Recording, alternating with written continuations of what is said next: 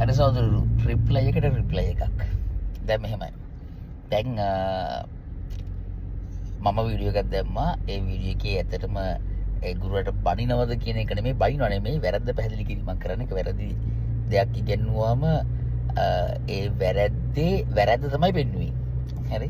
එතකොට දැන් එතනදී මම මගේ වීඩියෝ එකේදී දාන්නේ අර්ථ දැක්වීම. සරල අනුවර්තී චරිතයක් කියන එකේ අර්ථ දැක්වීම. සරල අනුවර්තී චලිතය කියන එක දැන් ඔතනින් එහාට ගියාම යුනිවර්සිටි ලෙවල් එකේනොත් යුනිවර්සිටි ලෙවල් එකේදී සහ එතනින් එහාටත් ඔයගොල්ලොන්ට ෆිසික්ස් එහෙම කරද්දී අත්‍යවශ්‍ය වෙනවා. ඒ කියන්නේ මේ ෆිසික්ස් වල නිකන් දේවල් නෙමෙයි, මේ ෆිසික්ස් වල මම ඒක අවශ්‍ය වෙන විදිය ගැනත් වෙනම වීඩියෝ එකක් දාන්නම්. ඒක දැන් කියන්න ගියොත් මේක රිප්ලයි එකක් වෙන්නේ නැහනේ. ඒකින්ද ඒකයි මම කියන්නේ මේවා නිවැරදිව හරියටම ළමයි ඉගෙන ගන්න ඕනේ. හරි. එතකොට මෙයා වරද්දන්නේ මම ඇත්තටම මම දන්නවා එයාව, හැබැයි නම මට මතක නැහැ හරියටම එයාගේ නම මොකද්ද කියලා. ඒක මම කියෙව්වත් මට මතක නැහැ. කොහමරි දැන් දන්නවනේ රිප්ලයි එක කාටද දෙන්නේ කියලා. එතකොට මේ ගුරුවරයා එතනදී දැන් එයා කපල කැල්ල දාලා තියෙනවනේ. ඒ කපලා දාලා තියෙන කැල්ලේ එයා සරල අනුවර්තී චලිතයේ අර්ථ දැක්වීම ගැන කියන්න හදනවා. ඒකෙදිත් හිර වෙනවනේ. ඒකදිත් හිරෙනවා. තරණය ඒක තමයි කියලා නවත්තන්නේ. කියන්නේ ඒකත් ඇඟ ඇතුලින් ගලාගෙන ඉන්නේ හරි නිසි අර්ථ දැක්වීම. හරි. හැබැයි ඕක නොකිය ඇඩිතරේට ගණන් හදන්න බෑනේ. සරල අනුචලිතේ. ඒකින්ද යැත්තකම තරහ නැහැ. මම පුද්ගලිකව තරහ නැහැ. පුද්ගලිකව කිසිම ප්‍රශ්නයක් නැහැ. මම දන්නෙත් නැහැ. මම මොකුත්ම දන්නේ නැහැ. මම දන්නේ සමාජගත වෙන සරල අනුවර්තී චලිතයේ සිද්ධාන්තය ගැන විතරයි. එතකොට ඒක ළමයට පැහැදිලි කරන්න කලින් දැන් එයා කපලා දාලා තියෙන වීඩියෝ එකට කලින් මම ඒක තමයි අර කියන්නේ වීඩියෝ එකේදී මේ වීඩියෝ එක බලන්න කියලා. එතකොට මේ වීඩියෝ එක බැලුවම තමයි යම් මට්ටමකට හෝ මැට්ස් දන්න කෙනෙක්ට තේරෙන්නේ මෙයා මොකද කරන්නේ කියලා. වරද්දන්නේ කොතනදීද කියලා. ඒකින්ද එයා වරද්දන්නේ දැන් ඔය කියන තර නෙමෙයි. වරදන ඊට කලින් පැහැදිලි කිරීම.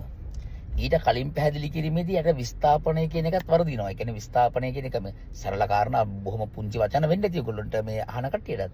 ඒ වුණාට එතනදී එයා ඒ අර්ථ දැක්වීම දෙන්න කලින් එතෙන්ට පෙර තමයි වරද්දන්නේ. හරි. එතනදී විකාර ගොඩක් කියන්නේ. ඒක වැරදි. හරි. ඒ පැහැදිලි කිරීම වැරදි. ඒ පැහැදිලි කිරීම වැරදි බව තමයි මම කියන්නේ. නැත්තම් එයා කියන අන්තිමටම දෙන එකේ වැරදි කියලා නෙමෙයි මම කියන්නේ. අන්තිමට ඔක නොදී ගණන් හදන්න බෑනේ, ගණන් හදන්න බෑනේ. එතකොට ඉතින් මුත්ම කරන්න බෑනේ. ගුරුවරට මුත් කරන්නත් බෑ, ළමයින්ට මුත් කරන්නත් බෑ. ඒ හින්දා මොකක් හරි ගණන් සෙට් එකක් හදන්න වෙනවනේ ඔය පාඩම කරාට පස්සේ. ඒ ගණන් සෙට් එක හදද්දී ඔය අර්ධ දෙක තුන මුත් කරන්න බෑනේ. දැන් ඔය දක්වා එන්න දැන් ඔය කපලා දාලා තියෙන එක් තැනට එනකන් තමයි වරද්දන්නේ. ඒකේ වැරද්ද බලන්න. ඉතින් මං බනිනවනේ මේ බනිනවා කියන එක හරියට බනිනවා කියන එකේ අර්ථ දැක්වීම මම දන්නේ ගොඩක් අය දන්නේ නැහැ වගේ. බනිනවා නෙමෙයි, බනින්න එයාවට වරදක් කරලත් නැහැ. වරදක් කරලා නැහැ නේ මං මන්නේ බනිනවා කියලා කියන්නේ. ඒකට එයාමට වරදක් කරලා තිබ්බොත් නේ මං එයාට බනින්නේ. ඒක එහෙම නෙමෙයි. ගණිතයේ මොකද මේක අනාගත ළමයි ගොඩකගේ අනාගතය තීරණය කරන මේ තැනක් නේ මේක. මේ ටියුෂන් ගුරුවරයා හැවෙන්නේ. එතකොට ඔතන ඉස්සරහින් ළමයින්ගේ මොළ නිවර්දිව හැදෙන්න එපා. හරි. එහෙම නිවර්දිව හැදුනොත් නේ මේ ඒගොල්ලෝ ඉදිරි ගමනක් තියෙන්නේ. නැත්නම් ඒ ලෙවල් කාලේ ගුරුවරත් එක්ක ගන්න ආතල් එක නෙමෙයිනේ ළමයි අනාගතයේ ජීවිතේ. ඒකින්ද අනාගතයට ඕන වෙන්නේ ඔතනදී සබ්ජෙක්ට් එකේ ඉගෙන ගන්න හරිම දේවල් ටික. ඒකට සබ්ජෙක්ට් එකේ හරිම දේවල් උගන්නන්න නැති වුණා මම පොඩි විවේචනයක් කරනවා. පොඩි හරි ලොකු හරි විවේචනයක් කරන්න වෙනවනේ. නොකර බෑනේ. මොකද අපි ඔක්කොම එකම සමාජයේ සත්වයෝනේ. ඒතර වැරද්දක් දැක්කම කියන්න ඕනේ.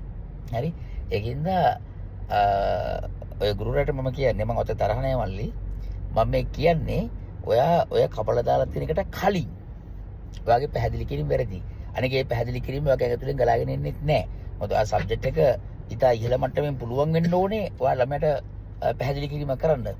එතකොට ඔයා ඔයාගේ රස්සාව විදිරෝ කරන නැති ඒ වුණාට ඔයාගේ රස්සාව හරහා මේ තවත් ළමයින් ගොඩකගේ අනාගත තීරණය වෙනවා.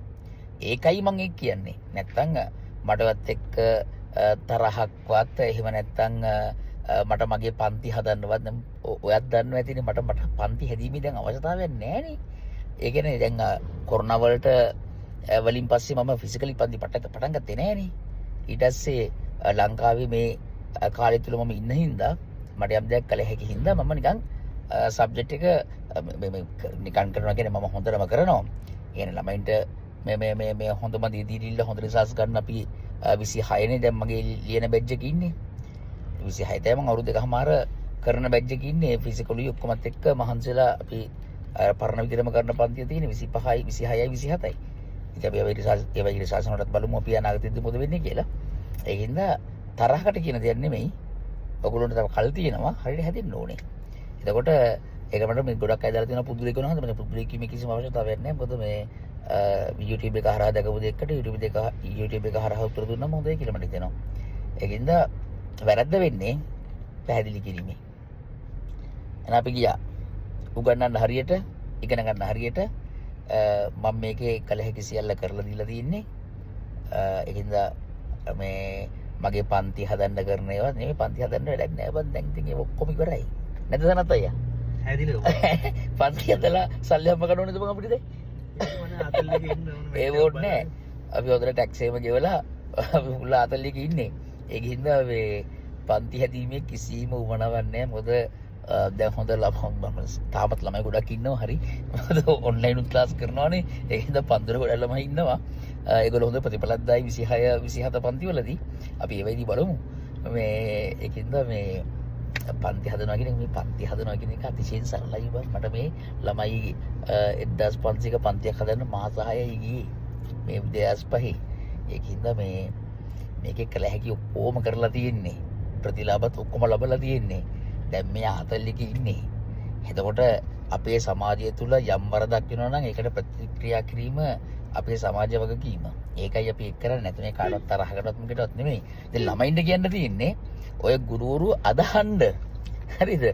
මේ හැබැයි ඔය ගුරුවරයා ඔය අවුරුදු දෙකමාරින් පස්සේ ඔයගොල්ලෝ එක්සෑම් ලියලා රිසර්ච් ආවට පස්සේ ගුරුවරයා ඔයගොල්ලෝ අනාගතය ගැන බලන්නේ නැහැ. අනාගතය හදාගන්න නිකම් ගුරුන්ට කඩ යන්න එපා. මේ ලොකු වීරයෝ විදිහට හිතාගෙන ඕවා කරන්න එපා. මේ අපරාධي ඔයගොල්ලෝගේ අනාගතේ හිතලා බලලා වැඩ කරලා අනාගතයට යන්න අපි ගියා.